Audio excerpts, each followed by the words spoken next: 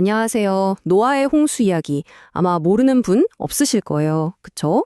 어릴 때 동화책으로 읽었거나 그냥 아주 오래된 신화 정도로 생각하는 경우가 대부분일 텐데요.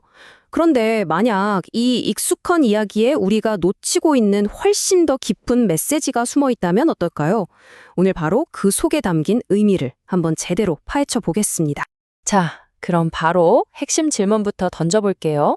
이거 정말 있었던 일일까요? 아마 다들 이게 제일 궁금하실 거예요. 노아 홍수? 그거 진짜야? 바로 이 질문에서부터 오늘 이야기를 시작해 보겠습니다. 근데 이 질문에 대한 성경의 대답이 정말 흥미롭습니다. 딱 하나가 아니거든요. 성경은 이렇게 말해요.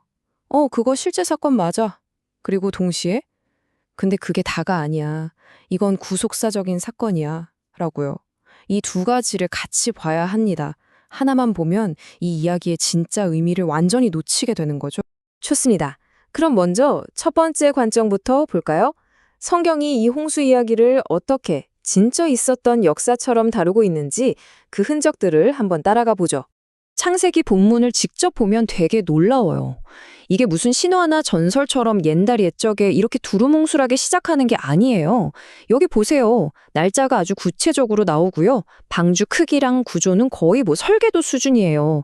몇 층으로 만들고 창문은 어디에 내고 또 어떤 동물들이 들어갔는지 홍수가 언제 시작해서 언제 끝났는지까지. 이건 그냥 딱 봐도 역사 기록물에 가까운 형식이죠. 신화랑은 결이 완전히 다릅니다. 그리고 어쩌면 가장 결정적인 증거일 수도 있겠네요. 바로 예수님이 직접 노아를 언급하셨다는 거예요. 그냥 지나가듯이 말한 게 아니라 미래에 있을 마지막 때를 설명하시면서 그때가 노아의 때와 같을 것이다 라고 비유하셨어요. 이게 무슨 뜻일까요? 만약 노아가 그냥 신화 속 인물이라면 이 비유가 성립이 될까요? 안 되죠. 예수님은 노아를 그리고 그 홍수를 의심의 여지 없는 역사적 사실로 전제하고 말씀하신 겁니다. 자, 여기서부터는 정말 신기한 부분이에요. 성경 밖으로 한번 눈을 돌려볼까요? 메소포타미아의 유명한 길가메시 서사시 아시죠?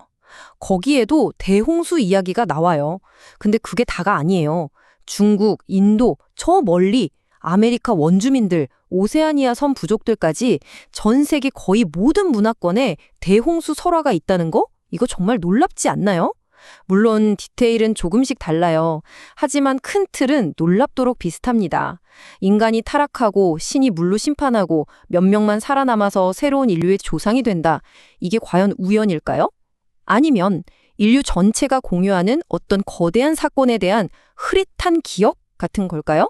정말 생각해 볼 만한 문제죠. 자, 여기까지가 역사적 사건으로서의 흔적이었다면 이제부터는 완전히 다른 차원으로 들어가 보겠습니다. 여기서부터가 정말 중요해요. 이 이야기의 진짜 핵심은 물이 아니거든요. 어떻게 홍수가 났느냐가 아니라 왜 홍수가 나야만 했느냐 이 질문으로 넘어가야 합니다. 우리는 자꾸만 과학적인 질문을 던지죠. 전 세계를 덮는 홍수? 그거 물리적으로 가능해? 이런 거요. 틀린 질문은 아니지만 성경이 던지는 질문과는 완전히 방향이 달라요. 성경은 과학책이 아니잖아요? 성경이 우리에게 묻는 건 how가 아니라 why입니다. 왜 이런 일이 일어났는가? 여기에 집중하라는 거죠. 창세기 7장 11절을 보면 표현이 아주 의미심장해요. 그냥 비가 억수같이 쏟아졌다가 아니에요. 큰 기품의 샘들이 터지고 하늘의 창문들이 열렸다. 이게 뭘까요? 땅 아래의 물, 하늘 위의 물, 그러니까 하나님이 창조 때 세워놓으신 경계와 질서가 그냥 통째로 무너져 내리는 거의 반창조, 해체에 가까운 이미지인 거죠. 이건 그냥 자연현상이 아니라는 걸 암시하는 겁니다. 그러니까 결론은 이거예요. 노아 홍수는 그냥 운 나쁘게 만난 거대한 자연재해가 아니라는 겁니다. 성경의 관점은 명확해요. 이건 창조주 하나님이 직접 어떤 목적을 가지고 의도적으로 일으킨 사건이라는 거죠. 해결해야 할 심각한 문제가 있었기 때문에요. 그럼 그 문제가 대체 뭐였을까요? 지질학적인 문제였을까요? 아니요. 성경은 딱 잘라 말합니다. 원인은 도덕적인 것이었다. 바로 인간의 죄악.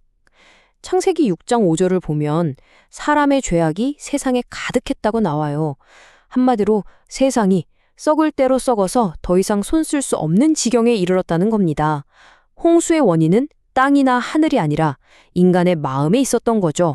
자, 그런데 이 이야기가 이렇게 어둡고 무서운 심판으로만 끝난다면 너무 절망적이겠죠. 근데 다행히도 그게 아니에요. 여기가 우리가 종종 놓치는 반전 포인트입니다. 노아의 홍수는 심판의 이야기인 동시에 정말 놀라운 구원의 이야기이기도 합니다. 이 흐름을 한번 보세요.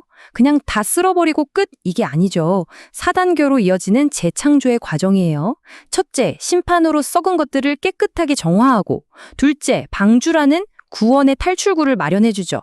셋째, 그 물을 통해 한 가족을 구원해내고, 마지막으로 넷째, 그들과 함께 새로운 시작을 약속합니다. 무지개 언약 아시죠? 이건 파괴가 아니라 리셋이에요. 일종의 두 번째 창조라고 볼 수 있는 거죠. 그리고 이 구조는 신약 시대로 넘어오면 엄청나게 중요한 그림이 됩니다. 한번 비교해 볼까요? 홍수 심판에서 살 수 있는 유일한 방법이 뭐였죠? 방주 안에 들어가는 거였어요.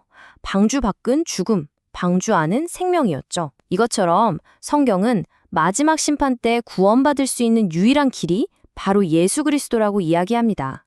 말하자면 이 노아의 방주는 앞으로 올 진짜 구원, 예수 그리스도를 미리 보여주는 하나의 예고편 또는 그림자 같은 거였던 셈이에요.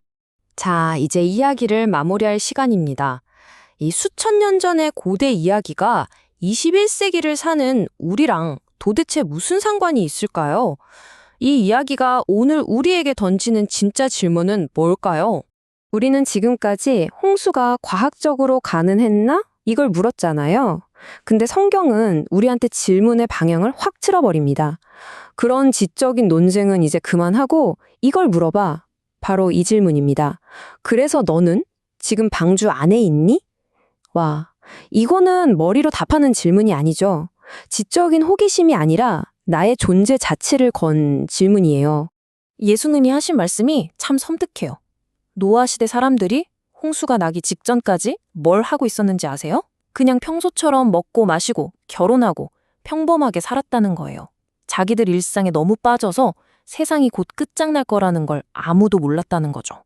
이건 지금 우리에게도 똑같이 적용되는 경고 아닐까요? 우리도 너무 바쁜 일상에 파묻혀서 정말 중요한 걸 놓치고 있는 건 아닌지 돌아보게 만들죠. 결국 이 노아 홍수 이야기는요, 그냥 오래된 역사 공부가 아니에요. 고고학적인 탐사도 아니고요. 이 이야기의 끝은 결국 거울처럼 우리 자신을 비추는 질문으로 돌아옵니다. 다가올 심판 앞에서 나는 지금 어디에 서 있는가? 이 질문 앞에서 우리 각자는 스스로 정직하게 답해야만 할 겁니다.